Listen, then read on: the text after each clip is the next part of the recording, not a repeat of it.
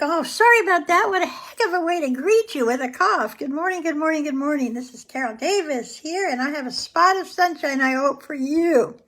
Apologies for the cough. Maybe you missed it. So I am here Tuesday through Friday to bring a spot of sunshine, I hope. It's getting better. You know, I committed to doing this till the pandemic is completely over. So hopefully I won't be doing this much longer. If you like it, I can think of another reason to do it at another time, because I really, really love this, and other people seem to love it. All my broadcasts are on YouTube at Change Less Change YouTube. Change Less Change YouTube. So tell your friends and check me out there. And you know what? Wouldn't it be awesome if I could make the YouTube channel go viral? And I need people to subscribe. Subscribe. The red button on YouTube, my channel. Subscribe. Okay. That's enough advertising for now, right? Hi, Zippy. Glad to see you. So here we go. We're continuing with Hope for the Flowers. You can catch up on the previous parts if you missed them on YouTube. Change This, Change YouTube. It's all there. You can hear the whole story at one time. So, here we go. Yellow has run into a stranger caterpillar in a cocoon. And he has told her, this is how you become a butterfly, she says. And if I decide to become a butterfly, what do I do? Watch me. I'm making a cocoon. It looks like I'm hiding, I know, but a cocoon is no escape. It's an in-between house where the change takes place. It's a big step since you can never return to caterpillar life.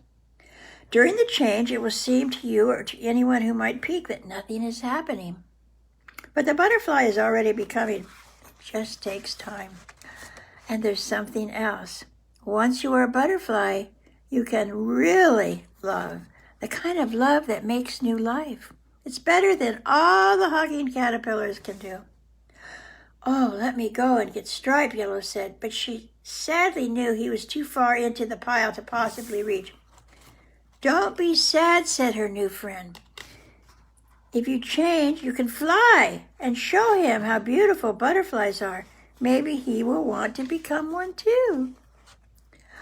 Yellow was torn in anguish. What if Stripe comes back and I'm not there? What if he doesn't recognize my new self? Suppose he decides to stay a caterpillar. At least we can do something as caterpillars. We can crawl and eat. We can love in some way. How can two cocoons get together at all? How awful to get stuck in a cocoon.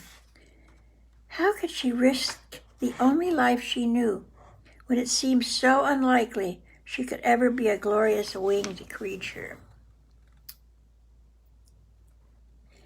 What did she have to go on? Seeing another caterpillar who believed enough to make his own cocoon, and that particular hope which had kept her off the pillar and leapt within her when she heard about butterflies. The gray-haired caterpillar continued to cover himself with silky threads. As he wove the last bit around his head, he called, "You'll be a beautiful butterfly. We're all waiting for you." And Yellow decided to risk for a butterfly.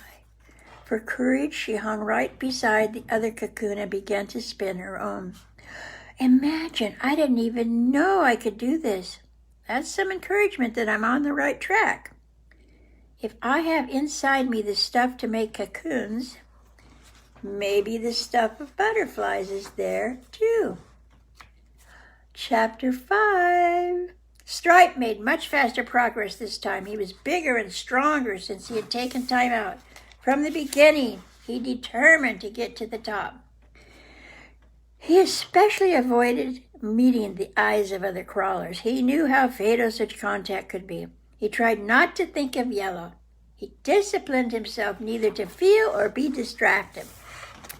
Stripe didn't seem just disciplined to others. He seemed ruthless. Even among climbers, he was special. He didn't think he was against anybody. He was just doing what he had to do if he was to get to the top. Don't blame me if you don't succeed. It's tough life. Just make up your mind, he would have said had any caterpillar complained. Then one day, he was near his goal. Stripe had done well, but when light finally filtered down from the top, he was close to exhaustion. At this height, there was almost no movement. All held their positions with every skill a lifetime of climbing had taught them. Every small move counted terribly. There was no communication. Only the outsides touched. They were like cocoons to one another.